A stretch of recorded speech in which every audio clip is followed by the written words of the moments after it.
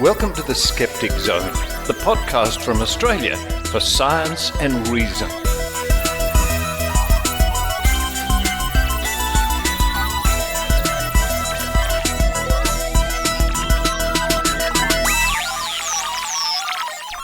Yes, it's the Skeptic Zone podcast, episode number 834 for the 29th of September 2024. Richard Saunders coming to you from Maynard's International Studios. Hello, Maynard. That's right. We're here at perhaps the most exciting destination for motion picture making in the world.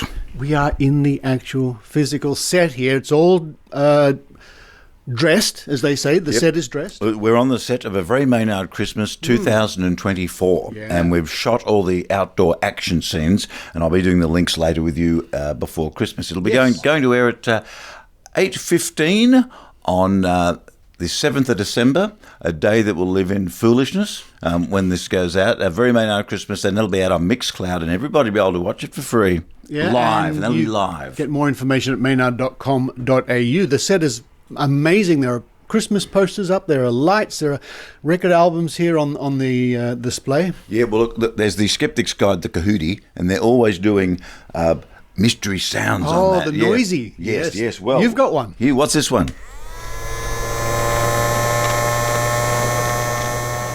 Listeners, turning it off again. What is that sound? You will never guess, listeners. In a million years, you will never guess what that is. I mean, you might go, there's a motor in there. There's an electrical motor. We might tell you at the end of the show. We'll tell. Righty-o. That means you've got to listen to what you're doing. What are you doing on the show? This week on the Skeptic Zone podcast, I look at the various prize money on offer around the world for paranormal power. Put your money where your mouth is, Mr. Skeptic. Well, I know there was Randy's Challenge. Yes. There was one here in Australia. There's one in New Zealand. What's the English one? That will all become apparent when you listen to the show. Okay. But there are various ones around the world. There's many in the United States. We're going to look at the origins of that, and one dating back to the late 60s here in Australia I never knew about. Then after that, it's Adrienne Hill reading the Australian Skeptics Newsletter, written, of course, by Tim Mendham. And Trove this week, we look at various investigations and reports from the 1930s, the 1920s and the 1930s about investigating psychic phenomena. What's this? Well, this is a bit of American culture here. This is one of the hostess snacks that they made, famous for their Twinkies. And I got this for you because I knew you were coming over, Richard. This is a Zinger. Zingers, chocolate Zingers. Iced devil's food. And it certainly is in the calorie department. I'll just say that in one of these little things, which are a little bit smaller than a Twinkie, I think, there are 18 grams of sugar.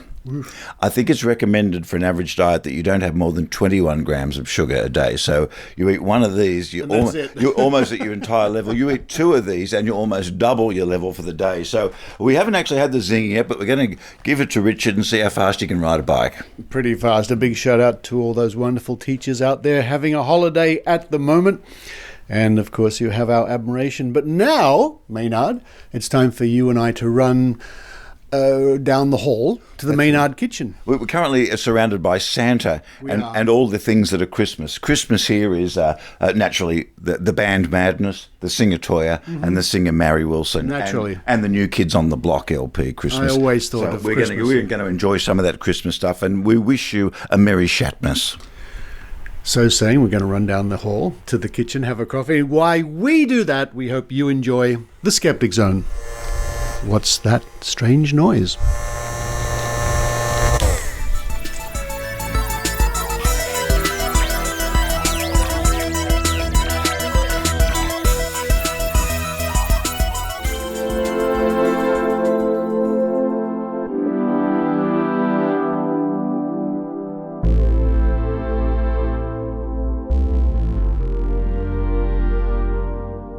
One of the hallmarks of the modern skeptical movement has been various money on offer around the world, prize money for anybody who can perform a paranormal or supernatural, or as James Randi used to say, occult feat, claim under satisfactory observing conditions.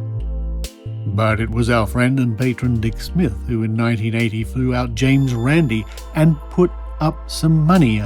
He put up $10,000, Randi put up $10,000, Philip Adams and Richard Carlton also put up $10,000. And you can see more about that in the documentary James Randi in Australia from 1980, but we shall refer to that later on.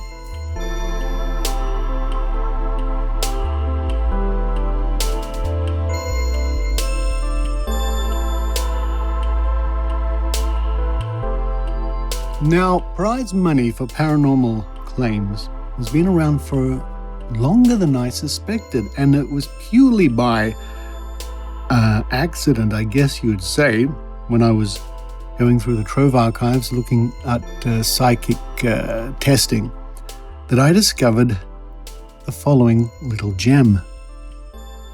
Indeed, this comes from the Sydney Morning Herald, so it was another archive, but the generic term I use is Trove when I dive into the trove of digitised material, no matter where it is. And this comes from the Sydney Morning Herald, dated the 10th of December, 1967, which is only a few years after the original James Randi challenge, or the first time he put money forward, and we'll get to that soon. But this is in Australia. Challenge for $1,000. And a quick calculation tells us that $1,000 in Australia in 1967 is roughly equivalent to about $15,000 today. A Sydney stage magician this week offered $1,000 to charity if spiritualists could produce psychic phenomena under test conditions. His name is Mr. Maurice Rooklin, International Vice President of the Brotherhood of Magicians. He said in a letter to the Sun Herald that the occult boom in Australia proved that many people were sick. Quote, "These believers in spiritualism, palmistry, astrology, thought transference, extrasensory perception, clairvoyance, Ouija boards, etc., are just gullible mental weaklings with nothing more factual to offer than a dedicated belief." End quote. He said his $1,000 challenge also extended to any clairvoyant who could successfully carry out a simple test Mr. Rooklin would set. Now, Maurice Rooklin was a very big name in magic here in Australia in the post-war years, and in fact, I met him. It must have been 1987, 1988, possibly.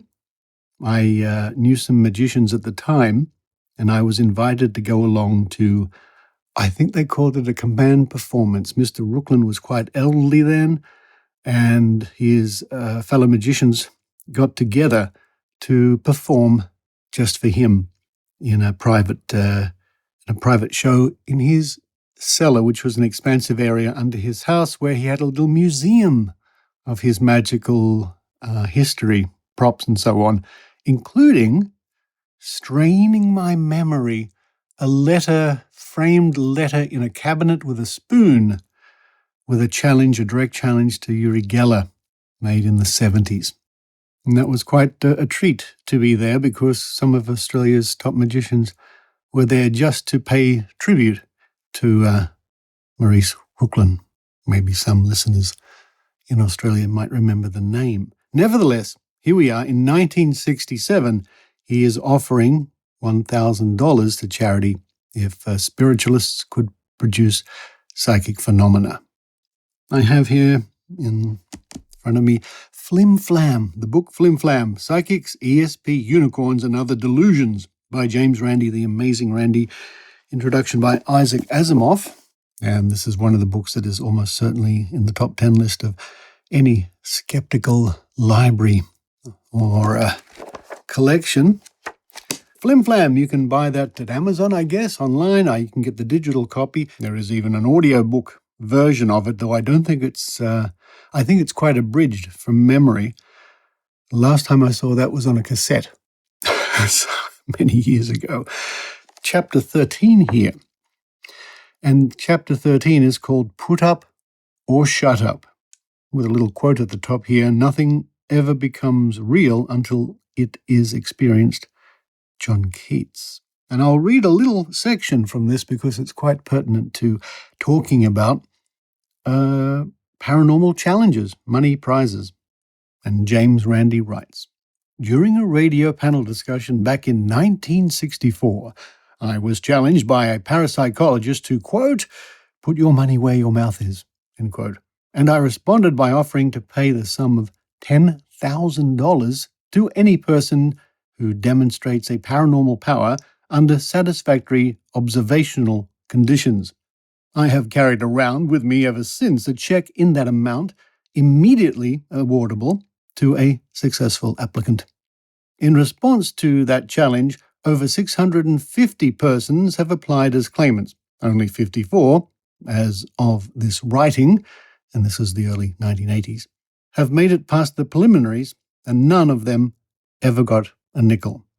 And I'll pause here to say, when Randi mentions the preliminaries, what he's referring to here are the formalities, the correspondence, the setting up the test, the proceeding with it. These days, when we talk about the preliminary test, we talk about a more relaxed test of someone's claimed psychic abilities. And that is before we get to the final stage. And no spoilers, I'm sure, that in all the years I've been involved with the testing around the world, and I know since the beginning of Australian Skeptics, no one has ever made it past the informal test stage anyway. We read on. The offer is still open and will be during my lifetime. It is stipulated in my will that if the amount is still unclaimed and available upon my death, the same offer will be made by my estate in perpetuity. The money was never safer. Another pause from me once again. As the years progressed, as time went by, that condition changed, but we'll get to that. We continue. The realm of the paranormal being the strange never world it is, the parapsychologists are now having at me because the offer has been made, not because I failed to make it. Now, I am called a cheap showman who depends on theatrics to impress the public. You can't win. The nutties are so used to having it both ways that they expect it in all things. They say they'll die and also live. When an ESP test succeeds, it proves their case. When it fails, it's called a, quote, negative success, end quote, and also proves their case. A pause for me to say I've seen this in action. I've seen people fail a psychic test only to regard it as a success. It's quite amazing. We read on. They want a scientific test, and then they say it's too artificial. They complain that I won't put up my money and call it cheap theatrics when I do. Mind you, I decided from the beginning, when I began to get calls from a contender in Oregon asking for airfare for a flight to New York so he could show me a few tricks, that I was not about to invest any upfront money in the matter. Such persons must pay their own way and do it at my convenience. But I have never refused an applicant, and never will if the offer is made seriously. Here, for those who may be interested, is my latest formal offer. And indeed, the next page outlines the offer made by Randi at the time. As I say, this book dates from the early 1980s. Now, what follows in the chapter are accounts of various people who applied for James Randi's prize, including a map dowser, which is very interesting. And this chapter, for me, when I read it, in the vicinity of 30 years ago, was very educational for me. Quite an eye-opener in how Randi conducted tests and how some of the people reacted. And just looking over at Wiki, there is a page on Wiki about the $1 million paranormal challenge. And it did wind up when Randi retired. In fact, I was involved in that prize. I was on the committee for 4 or 5 years until the prize wound up. It really wound up when the James Randi Educational Foundation wound up. James Randi was simply ready to retire, and the money was unclaimed after decades and decades, so it was thought it would be more productive to use the money for other reasons. Now, the challenges performed at the amazing meeting for the $1 million, we had a clairvoyant who could tell, or the claim was she could tell what card was hidden in a sealed envelope. We had somebody who could tell if some volunteers had a kidney or not, or missing a kidney. We had a very famous one I was involved with where somebody invented a power balance device. And that was quite an interesting test. Somebody who claimed they could remote view, see things in a sealed room. And what else did we have? We had a man who claimed he could impart energy from his hands into another person, and the other person could detect that. And the last one we had, which was a very informal test indeed, was about cables for listening to music. And to me, that was a bit of an unsatisfactory test, but it was more of a demonstration. And one of the fascinating things about those tests are some of the people would go on to complain bitterly about how they were robbed and how, in fact, they really did pass the test after all. Although the James Randi Educational Foundation's money, or James Randi's $1 million challenge, is over, there are many groups around the world still offering prize money, including, of course, the Australian Skeptics. And they all have more or less the same conditions. The claimant must tell us what they can do, clearly. The claimant must tell us what conditions they can do their claim, and it really helps if they tell us what success rate they normally experience. There's no good somebody coming along saying they can predict the roll of a die, a 6-sided die, and they get it right every 1 in 6 times. And again, a quick look on Wiki, and I imagine this is reasonably up to date, tells us that there are quite a few paranormal prizes around the world. We have the Czech Republic, and I will quote what the prize money is, but in US dollars, because that's what it's written here. It's just easier to comprehend quickly, I think. Let's see, the Czech Republic, we have the Czech Skeptics offering $160,671 when converted to anyone who can prove to possess paranormal abilities in areas such as clairvoyance, telepathy, telekinesis. I think you get the idea. There's a status column here. Status unclaimed. In China, there's one listed here to the value of $150,000 roughly to anyone who can perform one act of special ability without cheating. Unclaimed. India, again, we're looking at roughly $150,000 to anyone who can perform any of 22 specified miracles. Man, that is unclaimed. And we move to the United States here, the Center for Inquiry. This might need updating, I'm not sure. I'm sure my friends over there can attend to that. Anyway, it's listed here as $500,000 to anyone who can demonstrate any paranormal, supernatural, or occult power under scientific test conditions. The person who refers a successful applicant to the CFIIG earns $5,000 as well. Unclaimed. Australia, here we go. $100,000 Australian, which is equivalent to roughly, well, at the time this was put together, it says $75,000, $75,820. I think that might be different now because the dollar has changed. Let me double check. Indeed, that is roughly equivalent to $69,000 now. Not much difference, really, in the scheme of things. We have another one listed here for India, Science and Rationalist Association, roughly equivalent to $75,000, with more or less the same stipulations of passing a paranormal test. Unclaimed Italy, we have here, a prize roughly equivalent to $61,000, shown at least a phenomenon produced by medium, seers, sensitive, etc. of a paranormal nature.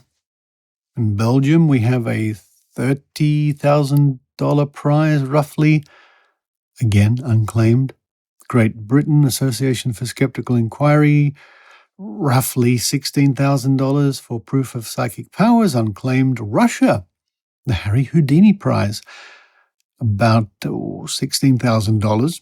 The prize is awarded for demonstrating paranormal or supernatural abilities under conditions scientifically valid experiment. Unclaimed. What do we have here? Another one in the United States, North Texas Skeptics for $12,000 To any person who can demonstrate any psychic or paranormal power or ability under scientifically valid observing conditions, unclaimed. Another one from Great Britain for roughly $14,000, again unclaimed. Estonia, $12,000 to anyone who can prove paranormal abilities, unclaimed. Germany, what do we got here? Roughly $12,000 to anyone who can prove paranormal abilities, unclaimed. I think you're getting the idea. Finland, $12,000 for anybody in Finland who can produce paranormal phenomena under satisfactory observing conditions or prove that he, she, it is an extraterrestrial by providing a DNA or equivalent sample for investigation. Unclaimed. Come on, you aliens. Netherlands, we have $12,000 to anyone who wants their alternative diagnosis, including applied kinesiology, electroacupuncture, bioresonance therapy, therapeutic touch, observing auras, iridology, pendulum dowsing, astrology, to be tested, unclaimed. Sweden, the Swedish Humanist Association. And again, this is quite possible. Some of these need updating. Nevertheless, Sweden Humanist Association, to anyone who can demonstrate a paranormal or supernatural ability for which no scientific explanation can be found, unclaimed. Canada. Hello, Kat. Hello, Adrienne. Hello to all my wonderful friends in Canada, including Jewel the dog. We have 10,000 Canadian dollars, 7,785 US. Just a small fact observable or verifiable through experiment of a paranormal phenomenon, unclaimed. Sri Lanka. We have the Sri Lankan Rationalist Association, $6,000 roughly, unclaimed again. We have another one here from the United States, from the Fayetteville Free Thinkers, I think it says. The prize is one goat. Offering a reward for a fulfillment of biblical prophecy. Okay, well, unclaimed. Nobody wants a goat. India again. Indian skeptic, Indian psychop, it says $1,500 unclaimed. Another one similar from India, again, $1,500 unclaimed. And they're to do with the miracle workers in India, I think. Mexico, there's one here, about $1,000. And again, if this is still valid or not, I don't know, but to anyone who can show under proper observational and replicable conditions evidence of a paranormal, supernatural, or occult power for which science has no answer, unclaimed. Tampa Bay skeptics in the United States here, there's $1,000 listed. To anyone who can demonstrate any paranormal phenomenon under mutually agreed upon observing conditions, unclaimed. Right at the bottom of the page here, we've got New Zealand skeptics with what equates to about $60,000. The challenge is open to anyone who can prove they possess supernatural or paranormal ability. However, the entry is limited to prominent people like those named by the Society to Kick Things Off. Unclaimed. And actually following this, there is a list of, it says here, defunct prizes, like the James Randi Educational Foundation's $1 million prize, which of course ended unclaimed. And indeed, all the prizes listed here, which are no longer ongoing, are all unclaimed. They ended without having to part with a cent. So what value, if all these prizes around the world have been going for so many years, and some of them have been going for many years, for example, the one here in Australia has been going for 4 decades plus, something in the order of 43, 44 years. What value is it? Nobody ever claims the money.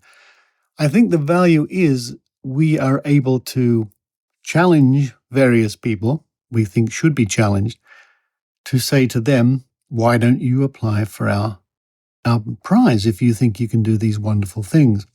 In fact, I had a very interesting time on television about 5 or 6 years back where I challenged a psychic directly. I held up our prize check, our information novelty check, and it was a great photograph, a still from the video, where she put up her hand and shunned it. And we were able to use that as a great story.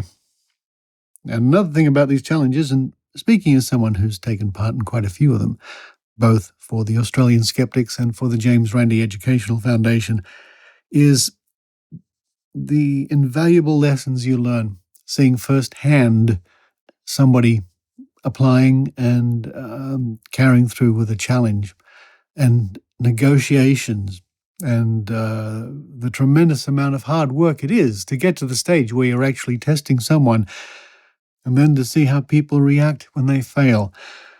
The psychology is fascinating. And then how they turn their failures into successes. Well, in their own minds at least. But I leave you with James Randi himself, recorded in 1980, when he was fresh off the plane, having been flown out by Dick Smith to take part in the water divining tests. And this was from a news conference held at Sydney Airport.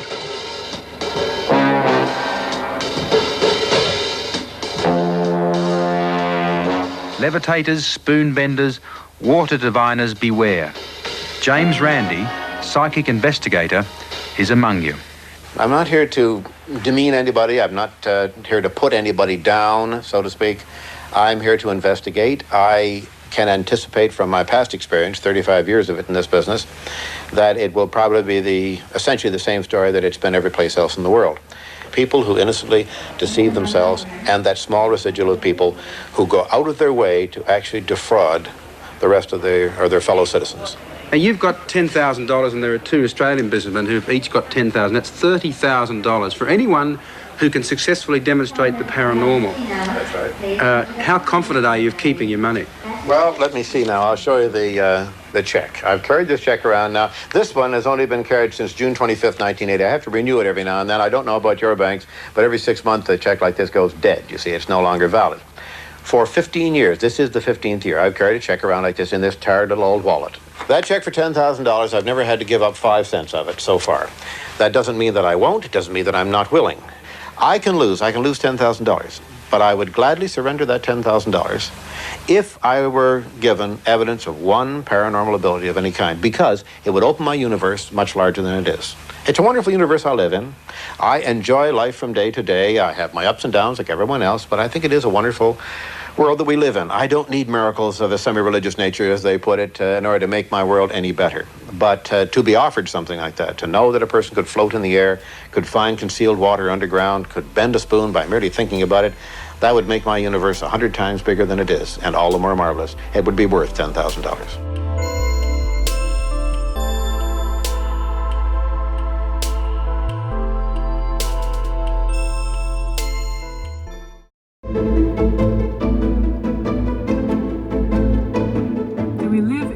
Of misinformation or disinformation. What does it mean to do your own research? In the world of medicine, we talk a lot about big pharma, but who's talking about big chakra? And who am I? I'm Alanta Colley. I am a science communicator, comedian, and I am your MC for Skepticon XL. Does that mean extra large Skepticon or Skepticon the 40th, I hear you ask? Porque no los dos. Sometimes a thing means two things. It will be an extra large Skepticon this year as Skepticon turns 40th, happening in Sydney on the 23rd and 24th of November. The speakers lineup look amazing. We've got Dr. Carl, we've got Robin Williams. I'll be there sharing some of my insights into the evidence base behind various alternative medicines. So why don't you pop along? Head to skepticon.org.au to grab your tickets and we can all meet up and let's get skeptical together.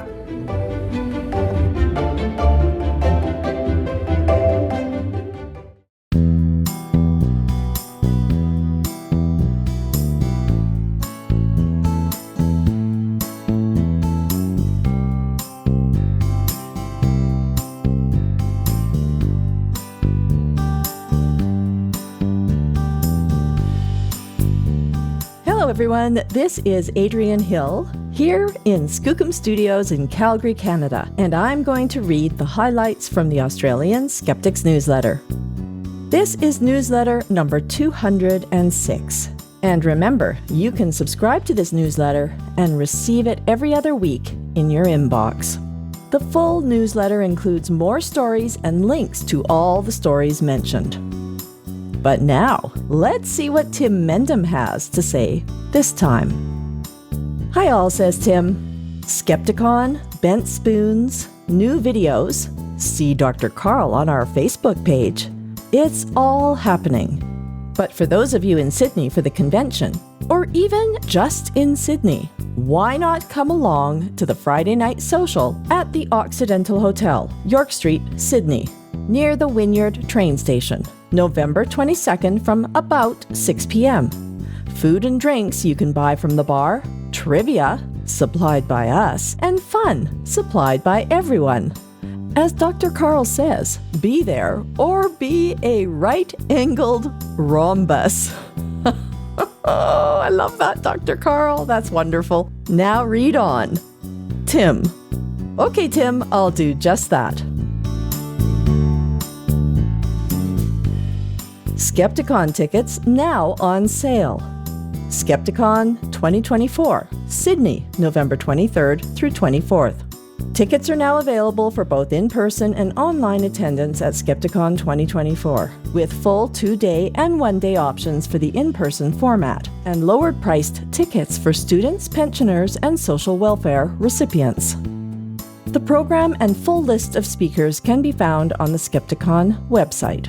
You can also get tickets for the gala dinner, food, drinks, Bent Spoon Award, comedy, and conviviality. Joseph Mercola. Know the risks.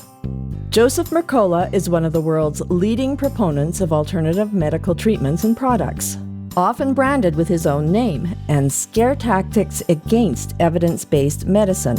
Jonathan Jerry, science communicator with McGill University's Office for Science and Society, presents, quote, a wild ride from Mercola's daily newsletter, full of cherry-picked half-truths, to answering the question of exactly who writes all of his articles, to the supernatural entity that is now giving him business advice.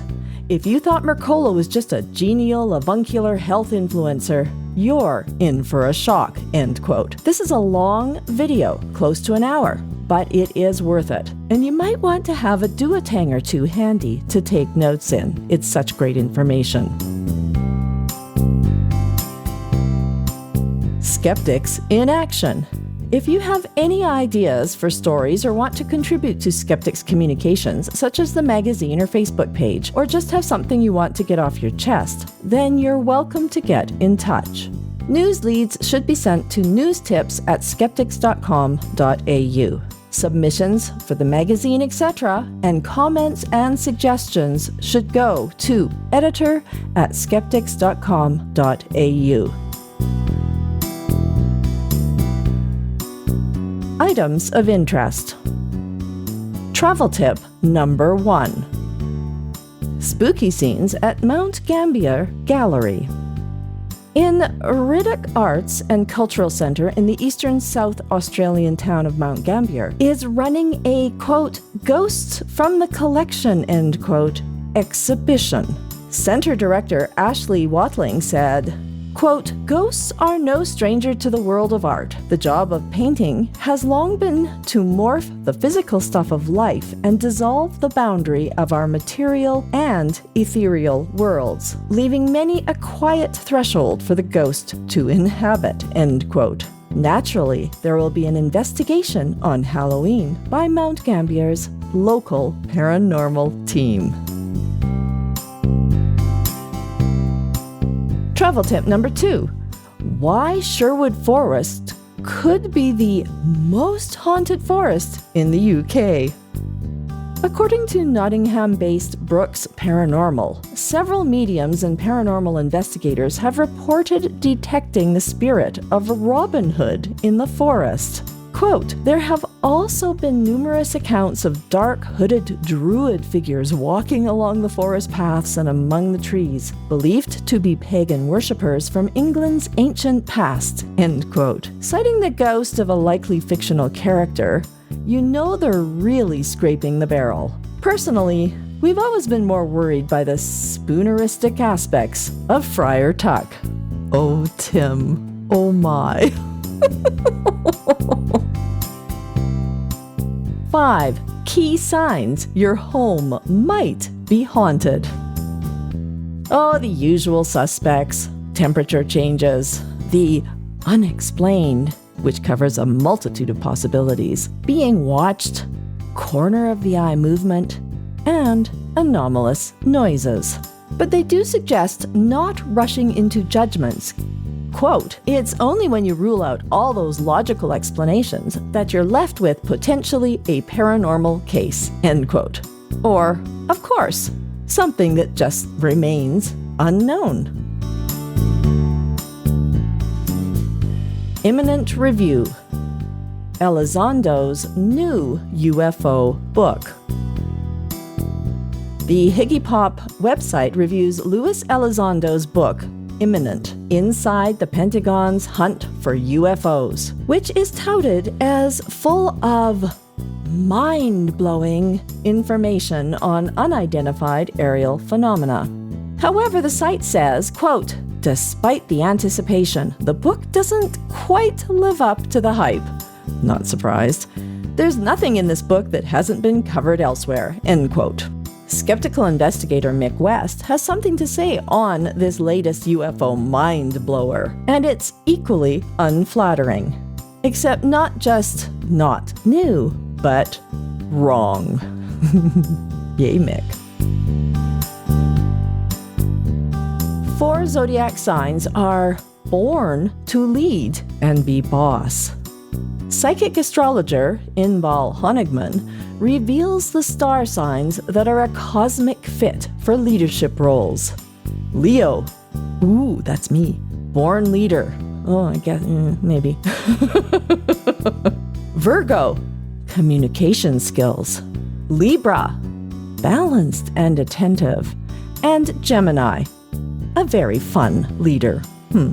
And for the worst bosses, Inbal also lays out the star signs of the worst bosses. Pisces struggle to tell you exactly what they need from you. And Sagittarius, the boss is a wild ride. All of which means we assume people with the other star signs are born to be junior clerical assistant level 35 in the basement? Ironically, Inbal does say in the first list that, quote, "Water signs are the most attentive bosses," end quote. But in the second list, quote, "Water signs can be inconsistent," end quote. As can astrologers. A video showing shape-changing creature. Indian fact-checkers conclude the video of a shape-shifting creature is fake because, quote, "We can safely conclude that the concept of skinwalkers is part of Native American folklore, as it perpetuates the theory that individuals with supernatural abilities can transform into animals like coyotes, dogs, etc. Hence, the claim that it is a supernatural creature is false," end quote. That's kind of strange logic, but an interesting special effects video. Silliest psychic demonstration of the week. How to move aluminum foil. This is one of the silliest demonstrations of psychic telekinetic powers you will ever see. Basically, moving a thin piece of aluminum foil without actually touching it, just by violently wafting your hand in the air toward it. Oh, this American couple claim they can also control the weather. They've, quote, "built an entire career out of selling magic courses online, claiming that the government is hiding magic, and it seems to be spelled MAGICK. Okay, interesting. So claiming that the government is hiding magic from the public to instill fear and suppress their potential, end quote. And if you really want to know about magic, that's the MAGICK one, then the current September issue of The Skeptic is for you. Well, that's all for the newsletter today. And thanks to my fellow loon here in Canada, Kat, for this next Canadian word, which you might have picked up on when I was reading the newsletter. It is duotang. Those in North America might be familiar with this name, as it was a brand of paper folders made of cardstock, and they were used to bind sheets of paper with embedded brass folders that went through the holes in the paper and were bent over to lock the paper in place. And they were very annoying. These were often used for handing in reports at all levels of school. From the Wikipedia page, duotangs were manufactured by a company founded in Chicago in 1931, and it was actually called Duotang. And it was eventually bought in 2004 by a company named Assault. All previous duotang products were therefore replaced by Oxford or Assault products or otherwise discontinued. However, in Canada, the word duotang is used to refer to any such style of folder, regardless of the actual brand. And to this day, you can buy these generic duotangs at office supply stores in Canada. Kind of like how Kleenex became a word that described tissue, even though it was also a brand name. Until next time, this is Adrienne Hill from Skookum Studios in Calgary, Canada.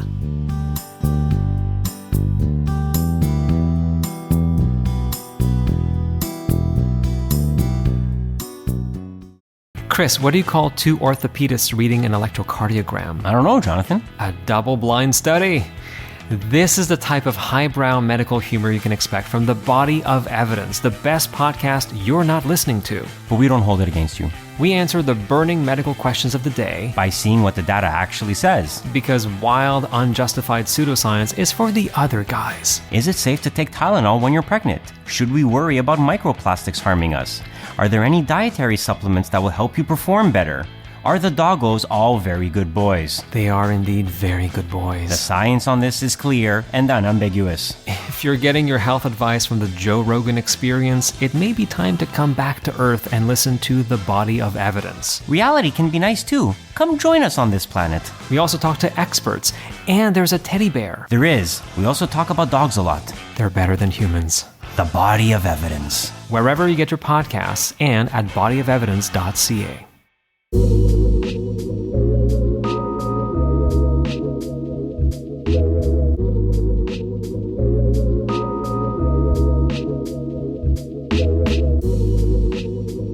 Now it's time once again to go back to the archives at Trove, at trove.nla.gov.au, where you can lose yourself in history. You put in your search criteria and the world is your oyster as you discover pearls of wisdom. Okay. Australia's media history. Well, lots of it. There for you to investigate.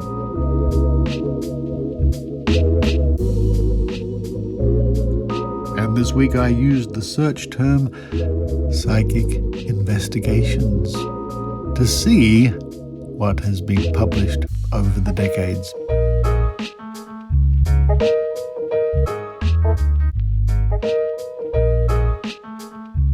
Now let's start in the year 1932 on the 24th of February, as published here in the Burra Record, which was a newspaper in South Australia. Psychic research in Australia. And the reproduction here is sort of okay. I think I can make out most of the words. We'll see how we go. The reading public are showing great interest in the investigations of the special committee arranged by the Sunday Sun, Sydney, to investigate psychic phenomena. The committee, comprising 2 lawyers, a psychologist and a psychotherapist, and a wireless expert. Several seances have been held and messages received from people in the astral world. But the committee is hampered in its work by not being able to find a medium capable of producing materializations. Messages are all very well, and interesting tests can be made, such as getting the spirit to mention what is being printed at the moment on a particular line and page of next morning's paper. But after all, what people are fundamentally interested in is the sight of living ghost forms. Living ghosts. It's a bit of a contradiction there, I think. There is no parallel in Australia for the exhaustive researches of Professor Galley, the great authority on experiments with wax gloves, which made the most conclusive evidence of materialization, and those of Reichert and Schurig-Notting. Again, the text here is hard to read. But the Sun Committee hoped to find some good medium able to produce these results, for the finest proof of spiritualistic phenomena are obtained with wax gloves and by photographing ectoplasmic forms at different stages. I wonder what these wax gloves were all about. How interesting would that have been in 1932 to join a committee investigating materializations and seances? Oh, how things have changed. And of course, materializations are an old stage routine for fake mediums doing more or less parlor tricks at seances.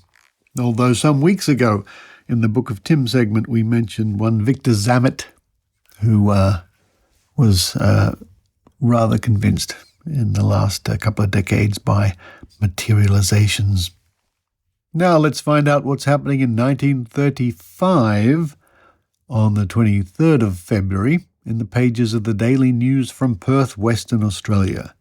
Murder inquiry goes on. Psychic theories. Today, after 18 days of intense inquiry and investigation, detectives engaged on the Hay Street Diamond murder mystery, that sounds like a good name for a movie, doesn't it, are still unable to make a move which will lead to an arrest. Criminologists, most of them a very amateurish sort, continue to be lured by the promised reward of £1,000, and each day they either write to or visit the detective office with theories, most of them highly fantastic and transparently faulty. Not discouraged. Persons who claim psychic powers have come forward with dramatic and authentic is in quotation marks, messages which they have received from alleged mediums. One went so far as to give a detailed description of the principle of the crime, but the name was withheld on ethical or some other grounds. Meanwhile, the detectives are pursuing the inquiry along expert and orthodox lines. During the week, investigations brought both hope and disappointment. It is known that the result of the inquiry to date has not been so negative as to be completely discouraging. So far, a date for the inquest on Edgar Whitfield, 59, the victim of the murder, has not been considered. An interesting little nugget there from history, and I think that probably goes on to this day, where people who think they have mystical, magical powers contact the police and, of course, waste police time. Again in the 1930s, 1932, on the 27th of January, again in the Daily News from Perth, Western Australia. Psychic Adventures! Lecture by investigator. In Erindale Hall on Sunday night, the Reverend Harold Morton, General Secretary of the Theosophical Society, revealed some of the adventures possible to the unbiased inquirer. "I am a psychic investigator, not a dogmatist," warned Mr. Morton. "I present some of my own experiences and the experiences of other people for your critical examination. I never ask for belief.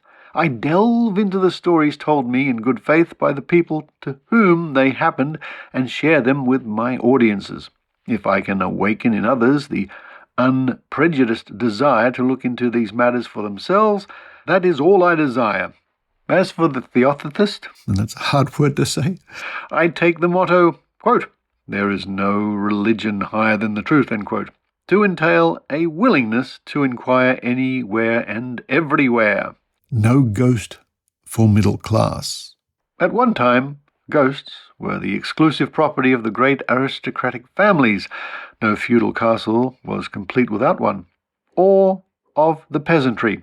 The middle-class man knew nothing of them. But today thousands of people see ghosts constantly, dream pathetic dreams of impending danger, and in some cases are able to regulate their everyday business by psychic inspiration.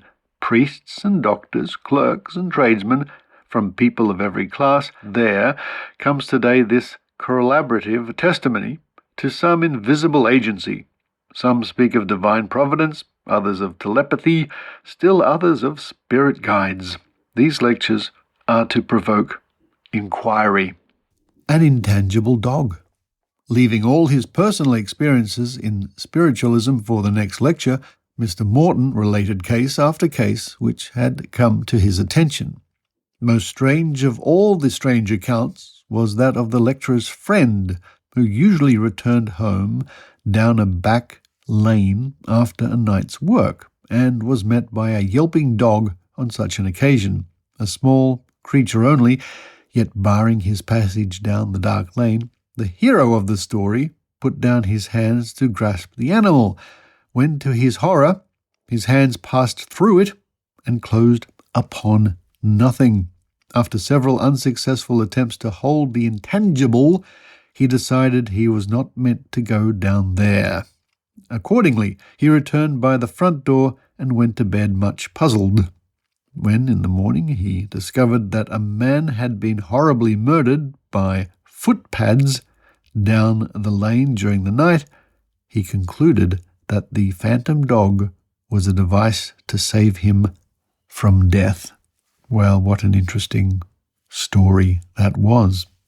And finally, we'll go back to the year 1927. On the 8th of July, in the Daily Mercury from Mackay in Queensland, or Mackay, I think, depending on how you pronounce that. Psychic tests, sealed packets read. Even those who refuse to believe it possible to communicate with the spirits of the dead through a medium will admit that things seen, heard, or felt at a séance, psychic phenomena, as they are called, often seem to reveal the existence of unknown forces. There can be no doubt that scientific investigation under controlled conditions, which rule out the conscious or unconscious fault, is urgently required. The demand for a well-known skeptic that there should be, quote, neither spookery nor spoofing, end quote, in mediumistic experiences has been fairly well satisfied in the work of Schrenk Nolling in Germany and the Metaphysical Institute in Paris. Full details of a number of experiments at the Paris Psychic Laboratory will be found in, quote, Clairvoyance and Materialization, end quote, by the late Dr. Gustav Gelly, translated by Stanley de Brath. The way in which the mediums were controlled in these investigations so that fraud of any kind or any form of conjuring was physically impossible is fully described. The names of those who took part in the séances, and I'll stop here and say once again, that was the main psychic, otherworldly, paranormal thing of the era. These séances, and yes, I'm talking about the sort of things where people are seated around a table in the dark, holding hands, and I think you've seen the sort of thing in TV and movies. Took part in the séances are given, and are in nearly all cases those of well-known persons, with scientific or legal training, unless it be assumed that everybody concerned was cooperating in a gigantic imposture, which is quite unthinkable. The evidence collected must be taken seriously. The experiments in the clairvoyance, which deals with material objects, are particularly convincing. They are conducted with the help of M. Stephen Oskwick, a famous Polish medium who is a successful engineer and has never taken a fee for mediumship. Drawings and writings contained in sealed packets, the nature of which was unknown even to any present in some cases, were accurately reproduced. And I'll pause here and say, of course, these are old magic tricks, conjuring, mentalism tricks. We read on. An account of remarkable feats performed by M. Oskiecki, and I think that was the name I mentioned before. Apologies for my poor pronouncing of Polish names. At Warsaw was also given. In one experiment, Marshal Piłsudski, I think it says, wrote down a chess formula, which was known only to himself, placed it in an envelope, and sealed it with a seal handed to him by the Minister for War. Marshal Piłsudski, when rung up on the telephone, confirmed the accuracy of the medium's reading before the packet was opened. The whole affair taking place in the presence of well-known Polish personages. Telekinesis, i.e., the exertion of force at a distance, which is said to have enabled him to move a heavy marble statue 2.5 meters rear to him in broad daylight at the house of Princess Olga Walkowska, was one case of this medium's faculties, but he lost it with the development of his gift for clairvoyance. Oh, that's a pity. It would have been a lot easier to test his ability to move statues. We read on. We are told that he has used his gift for the recovery of lost or stolen articles, and an instance, insufficiently authenticated in our opinion, is given in which a brooch was recovered. However, the most amazing portion of this book is that which deals with the production of ectoplasm in seances with the much-discussed Eva. The room in which these experiments took place is locked when not in use. The medium was completely undressed, in an adjoining room, and her hands were firmly held. They were always in sight and outside the curtains used to protect her from light. In one of the photographs, which illustrate the formation of a small female head from a white amorphous mass, one of the medium's hands is free. But except on the assumption of a conspiracy to deceive or a common hallucination, to which the camera also was subject, the actuality of the rather distinguishing phenomena can hardly be denied. The lighting difficulty is frankly faced by Dr. Gustav Galli. The utter failure of the Sorbonne experiment in materialization is freely admitted. It pointed out that all mediumistic phenomena are the results of subconscious, I think the word is again it's a bit faded, collaboration between the medium and the experimentalists. The medium is described as a human instrument, much more complicated and delicate than any physical or chemical apparatus. The best results, we learn, are secured when everybody concerned is in good health and not too old. Dr. Gustav Galli believed that mediumship is an inherited facility, and the scarcity of mediums in the Western nations is the result of the proceedings against sorcery in the Middle Ages, when very few capable of mediumship escaped the stake.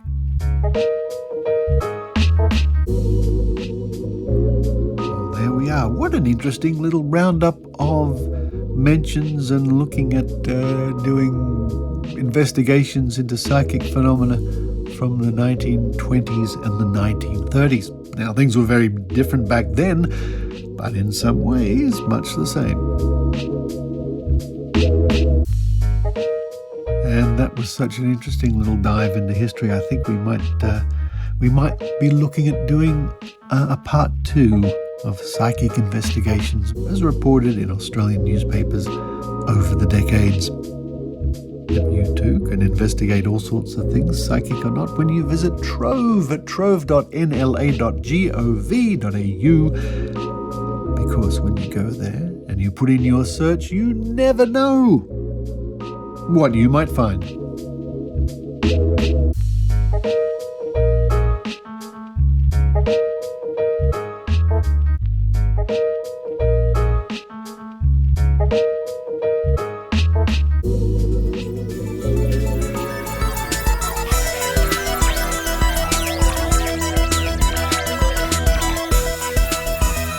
Thank you for listening to the Skeptic Zone podcast this week. And we had a nice cup of coffee in the Maynard kitchenette or kitchen while we staff kitchen. Staff kitchen, thank you. Yep, and we don't have a sign that says clean up after you, because I'm usually the only one in it. Now, the noise people heard at the beginning of the show. Let's replay that. Here we go.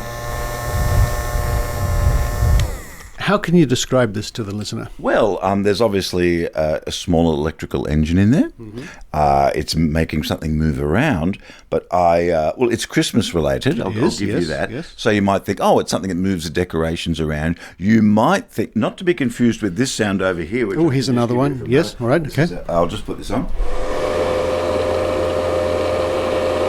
Sounds a bit like a hairdryer, but that is in fact the bubble machine. It is. And the bubbles are floating down through the studio right now. That's right. You got a thin coating of soap bubbles on everything. On everything. In my dining room. I've got some time. This one? This one here. On my last time. Well, it is a bubble blowing Santa with lights. With LED lights. Yeah. So what you've got is a motor turning a small device that goes through his beard, drags a liquid out and blows the bubbles. So Santa is blowing bubbles. Yes, Santa's blowing bubbles. So you've got a very small fan it's very small. It's a mini Santa blowing mini bubbles. So it's close to you. So if you guessed bubble blower, you are correct. If you guessed Santa bubble blower with 3 coloured LEDs, you were correct. And you win the 1987 Ford Laser that's going on. Sorry, that's already gone. Damn. Well, thank you to all those people out there, Maynard, who contribute financially to the Skeptic Zone via Patreon or PayPal. It's because of those people we still have a show. Look, and Richard can't say this, but I like to really hit the tin on this one, people, because there's a saying in the podcasting world, if you don't support something, you can't be sure it'll be there tomorrow. Unfortunately, that isn't the case with Richard usually, but you never know. If you don't give, you won't get. And it's almost value for value. You get some value out of this show. Hit the tin, give us a little bit. It doesn't have to be ongoing. It can be a one-off thing. Richard has equipment to buy. He's got travel. He's got a lot of washing to do after coming to my place. I do. So this sort of stuff, it doesn't grow on trees. Although if it does, let me know. Coming up on next week's show, we're going to have more investigations from the pages of history into psychic phenomena. And then I think the week after we're going to be looking at some more stories to do with the great Harry Houdini. Oh, right. And of course, we will ask one last question. Yes. Who is the star on the top of my Christmas tree this year for a very Maynard Christmas 2024, which goes to air on the 7th of December? Think 1970s disco? Well, I'll give you a clue. Which member of the village people. and it's village people, collective noun, the village people is not technically correct. Member of village people is on the top of the tree. Any guesses? You've only got 6 to choose from. It is the construction worker David Hodo from the movie Can't Stop the Music, and he's being given, I believe they were called in the 70s, he's being given is that a nipple cripple? It could be. He's being given a double nipple cripple, as they were called in the 60s, by Arlene Phillips from the Hot Gossip Dancers, and that's on the top of my tree. That's the cut of my jib, people. That's the way I fly. That's on the big tree, but on the small tree, of course, it's Bill Shatner. Oh, yeah, and right next to that we have the Shatmas tree, yes, which has Bill Shatner's signed small photo at the top of that. I mean, wish all our listeners a Merry Shatmas. Don't forget, folks, go to maynard.com.au to find out more about the Christmas special coming up a bit later on in the year. Download Maynard's calendar and all things Planet Maynard. You can even download Village People calendar on my site as well. It's good for 15 months, and it doesn't start till October, so get in quick, folks. Get in there quick. But for this week, from Maynard International Studios, this is Richard and Maynard signing off.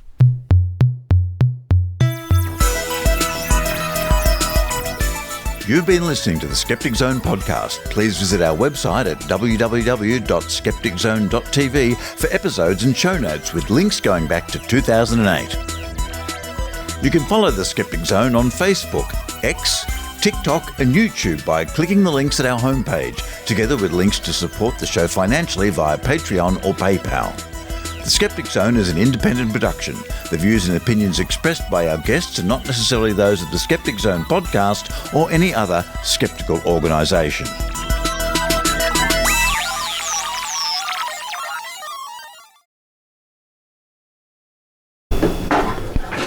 Well, hello to all the people who listen after the music for the dice game. I'm at Maynard International Studios. Hello, Maynard. Hello, we're in the staff kitchen here. We are in the kitchen. And all skeptics will be interested in the fact that I'm actually taking some vitamins. I can attest to that. Yep. Lara, hello. Good morning. Good morning. And Jessica making a coffee. Hello. Hello. Hello. We're going to, in the kitchen, the Maynard International kitchen here, we're going to do the dice game. I'm going to roll a D10 4 times. And we'll see if we have predicting magic powers here. So what's, for roll number 1, what's your prediction there, Maynard? 8, 2, 9 and 7. Oh, all of them, okay. 8. I thought I'd do all in one. Jessica? Oh, look, I think I'll go way out and say 17, 66, 28. Well, that might be difficult. It's only a 10-sided die. I'm aware of that. All right. What did you say? 66? 66, 17, Yes. 17. 28. 28. Yes. Oh, look, I'll be really conservative and say 5. 5. Good luck. Lara. Okay, I'm going to go 2, 2. 4, Yeah. 5, Yes. 1. 1. And me, 1, 2, 3, 4. And don't forget, Richard, Yes. with my choices, we can always make it work somehow numerologically, can't we? Of course. In numerology, you can do just about anything. You can do just about Like- anything with numbers. Roll the first one, Lara. Here we go. 5. Oh. Well, a bit of a dud so far. Nobody got that. Okay, second. I did, but I have got a 5 later on. Later on. Yeah. Yes. That one was for Susan. All right. Second roll. 4. Smashed it. Oh, Lara got 1. Yeah. Look at that. Look at that. Third roll. 9. Oh, Maynard. There you go. I'm fantastic at gematria as well. 33 37s means Christ is in my pajamas. That's the kind of thing. That's gematria. Yeah. I see. Yeah. And the last roll. 3. No. Oh. Well, okay. The winners today are Lara and Maynard. Yay! What do I do? Do I get a frozen chicken? Yes. Oh, I get to keep the dice. Wow. That'll get the chicks.